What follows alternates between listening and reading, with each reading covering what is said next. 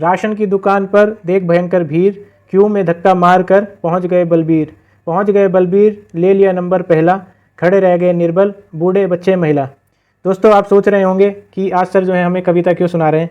तो देखिए ये काका हाथरसी की जो कविता है ये आज के संदर्भ में बिल्कुल फिट बैठती है और इस वीडियो को बनाने के लिए मुझे काफ़ी साहस करना पड़ा। मेरे मन में काफ़ी दुख है। इस तरीके की वीडियो मैं कभी भी नहीं बनाना चाहूँगा जीवन में। तो देखिए मामला कुछ इसी तरीके से है। आप लोगों ने ये जो कटिंग है ये या न्यूज़पेपर में या कहीं ना कहीं यूट्यूब पे सोशल मीडिया प्लेटफॉर्म पे देख ली होगी कि लेखपाल भर्ती में 15,000 संदिग्ध अभ्यर्थी पाए गए हैं। तो देखिए दुख का कारण ये है कि ये सिर्फ लेखपाल परीक्षा से रिलेटेड नहीं है। आज के टाइम पे जितनी भी परीक्षा हो रही है उनका कोई भी जो है एक सटीक आप नहीं कह सकते कि बिल्कुल निष्पक्ष रूप से हो रही है। और सबसे बड़ा दुख यही है जो लोग भी मेहनत करते हैं, तन मन धन से बिल्कुल मेहनत कर रहे हैं, पैसा भी खर्च कर रहे हैं और आप समझ नहीं सकते कि इतनी मेहनत कर रहे हैं कि 16-16, 17-17 घंटे भी इस तरीके के बच्चे मैंने पढ़ते हुए देखे हैं। तो उनके लिए देखिए इस तरीके की खबर है वो काफ़ी डीमोटिवेटिंग होती है और कहीं ना कहीं उनके बिल्कुल दिल दिमाग पे इसका बहुत ज़्यादा असर पड़ता है। मैं खुद इसका जो है अपने आप को भुक्तभोगी कहूँगा क्योंकि ये परीक्षा मैंने पहले यूपी पैट दिया था और उसके बाद में यूपी लेखपाल में मेरे अराउंड 87 मार्क्स बन रहे हैं। 87 मार्क्स पे भी इस कटिंग के बाद में, इस न्यूज़ के बाद में मुझे भी एक घबराहट है कि मेरा होगा कि नहीं होगा। और देखिए वैसे तो मुझे ज्वाइन नहीं करना था, मैंने अपने आप को जो है बेसिकली जांचने के लिए ये परीक्षा दी थी। लेकिन जो लोग भी सीरियसली ज्वाइन करना चाहते हैं परीक्षा, मैं उनका दर्द बिल्कुल समझ सकता हूँ और मुझे लगता है कि कुछ जो पॉइंट्स हैं उस पर हमें बिल्कुल बात करनी चाहिए। तो सबसे पहले तो दोस्तों मैं आपको बता दूँ, ये आपको न्यूज़ सारी आपने पढ़ी ली होगी, इसमें मैं ज़्यादा विषय में नहीं जाऊँगा। तो सबसे पहली जो खबर है ये जो न्यूज़ है ये दी है एसटीएफ ने ही। तो अपने आप में एक बड़ी बात है कि एसटीएफ ने आयोग को सौंपी है ये चीज़। और ये इसमें आप इसमें थोड़ा देख लेते हैं कि जो एसटीएफ ने यूपी अधीनस्थ सेवा चयन आयोग को पूरे प्रकरण की रिपोर्ट भेजी है। प्रश्न पत्रों में क्रम के साथ संदिग्ध छात्रों को भूमिका पर सवाल उठाया गया है।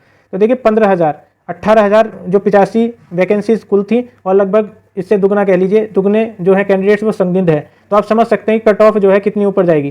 तभी मैं कह रहा हूँ कि 87 पर भी मैं नहीं मान रहा हूँ कि मेरा सिलेक्शन होगा, क्योंकि एक ही तरीके के जो सेट हैं वो दिए गए हैं लगभग 15,000 जो कैंडिडेट्स थे उनको, और लगभग 21 जो कैंडिडेट्स हैं वो उसी दिन गिरफ्तार हो गए थे उससे, या जिस दिन परीक्षा हुई थी 31 जुलाई को, उससे कुछ दिनों के बाद में 21 जो लोग हैं वो गिरफ्तार हो गए थे।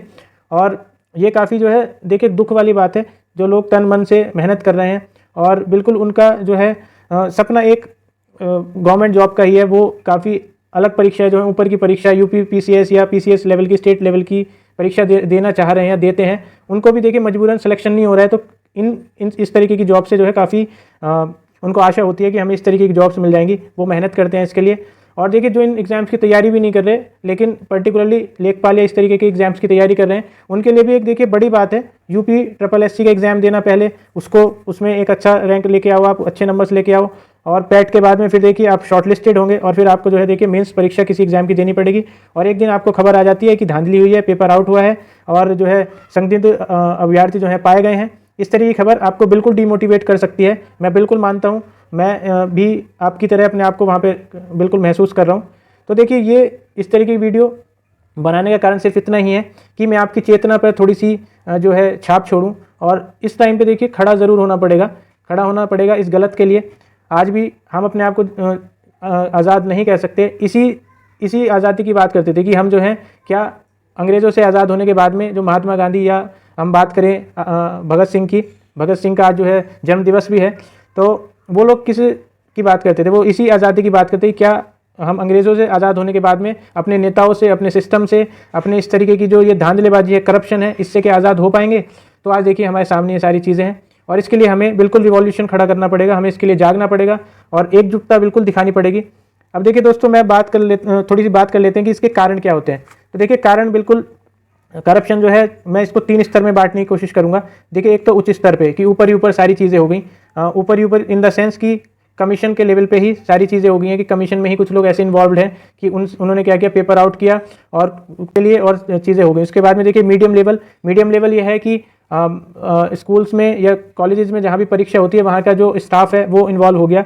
और तीसरी चीज़ देखिए जो ये सॉल्वर गैंग वगैरह हैं इनकी मैं बात कहूँगा, तो सॉल्वर गैंग वगैरह जो हैं ये भी क्या करेंगे, इनका कहीं ना कहीं पेपर आउट करने से रिलेटेड रहता है, या ये क्या करते हैं ब्लूटूथ के ज़रिए जो है परीक्षा कराते हैं, सॉल्व कराते हैं पेपर। और इसी संदर्भ में देखिए ये आप एक कटिंग में जो देखेंगे कि यूके एसएससी मतलब जिस तरीके से यूपी ट्रिपल एससी है, इसी तरीके से यूके एसएससी भी है, उत्तराखंड एसएससी और सॉरी एसएससी, हाँ एसएससी है ये। और इसमें जो है देखिए वीडियो की परीक्षा में आप यकीन नहीं मानेंगे कि पिछले 5 साल से पाया गया है कि पिछले 5 साल से जो है ना इसमें घोटाला चल रहा था। और इसके जो चीफ मिनिस्टर हैं उत्तराखंड के, उन्होंने सारी परीक्षाएं जो है रद्द की हैं, ये इसकी जांच की है। और इस जांच में आप समझ सकते हैं कि जो एक कंपनी है लखनऊ की RMS, उसके CEO को गिरफ्तार किया गया है। साथ ही इसमें जो मूसा या इस तरीके के नाम आ रहे हैं ये सब गिरफ्तार किए गए हैं। और बड़े ही लेवल पे इसमें जो है धांधली हो रही थी, काफ़ी टाइम से हो रही थी और डिफरेंट जो एग्जाम्स हैं उनमें धांधली हो रही थी। तो देखिए इसी तरीके की चीज़ें जो है 5 साल बाद उजागर हो रही हैं।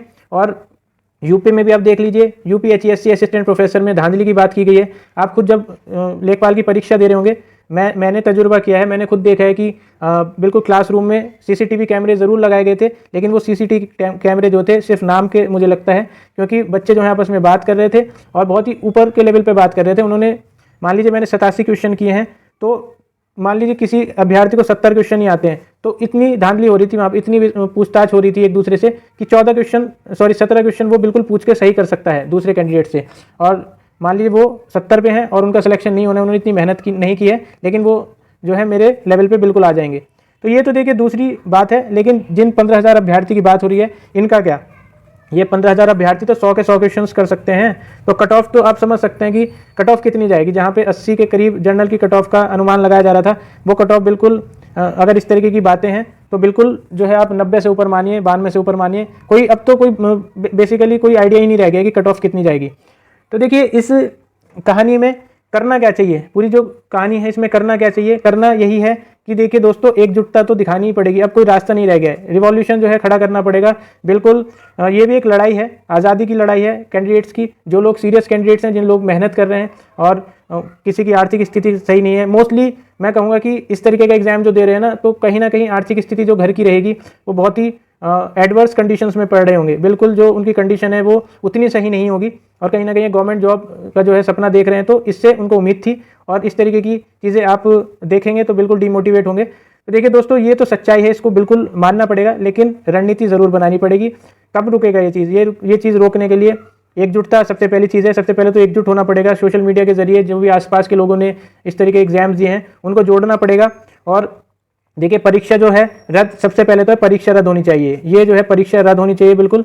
और जो है इसकी फिर से कोर्ट को निर्देश देने चाहिए, दोबारा से परीक्षा होनी चाहिए। और आने वाले समय में जो भी परीक्षाएं होनी है उसके लिए बहुत ही जो स्ट्रिक्ट रूल्स हैं वो बिल्कुल बनाए जाने चाहिए।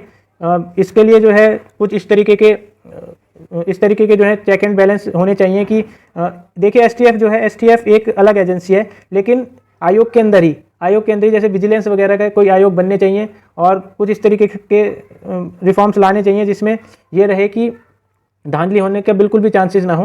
तो इस तरीके की चीज़ों के लिए पहले तो एकजुट होना चाहिए और इसके लिए आवाज़ ज़रूर उठानी पड़ेगी। तो दोस्तों, एक दूसरे से बिल्कुल जुड़िए और ये देखिए जुड़ने का समय है, बिल्कुल इसके लिए तैयार रहिए। ये एक बड़ी क्रांति का रूप ज़रूर लेगी एक ना एक दिन। मैं बिल्कुल आपको पहले ही बता रहा हूँ कि ये इस तरीके की चीज़ें एक क्रांति ज़रूर बदल देगी। बच्चे जो हैं मेहनत करते हैं और उनके अंदर गुस्सा भी है, आक्रोश भी है। तो दोस्तों, इसमें हम सब लोग एक साथ खड़े होंगे और मैं आशा करता हूं कि आने वाले समय में कुछ इस तरीके की, मैं एक एग्जांपल देता हूं, यूपी HESC जो परीक्षा है उसमें जो एडवर्टीजमेंट 50 था उसमें भी हम जो है एक दूसरे के साथ एकजुट होकर खड़े रहे और उसमें भी जो है पॉजिटिव रिजल्ट्स मिल रहे हैं। कहीं ना कहीं उसमें जांच हो सकती है। तो ये तो देखिए बहुत ज़्यादा कैंडिडेट की बात है, ये तो बहुत ज़्यादा कैंडिडेट की बात है। वहाँ कम कैंडिडेट्स इस परीक्षा को देते हैं, यूपी HESC वगैरह को, लेकिन यूपी SSSC तो काफ़ी लोगों ने दी है। तो अगर सारे लोग एकजुट तो बिल्कुल कुछ ना कुछ निष्कर्ष जरूर निकलेगा। और जब UK in the sense Uttarakhand के जो CM हैं वो इस तरीके का डिसीजन ले सकते हैं, तो जो हमारे CM हैं आदित्यनाथ योगी जी, वो तो बिल्कुल एक सशक्त CM माने जाते हैं। तो वो तो बिल्कुल बुलडोज़र की बात करते हैं। तो उनको इस तरीके की चीज़ों में बिल्कुल हस्तक्षेप करना चाहिए और जो सिस्टम है उसको बिल्कुल दुरुस्त करना उनकी भी जिम्मेदारी है। तो दोस्तों, इसी के साथ मैं अपनी बात को ख़त्म करूंगा और आशा करूंगा कि सबके साथ में न्याय हो और इसके बाद में जो है आने वाली जो परीक्षाएं हैं उनमें भी चीज़ें सही तरीके से चलें। तो दोस्तों, इसी के साथ में धन्यवाद, ऑल द बेस्ट।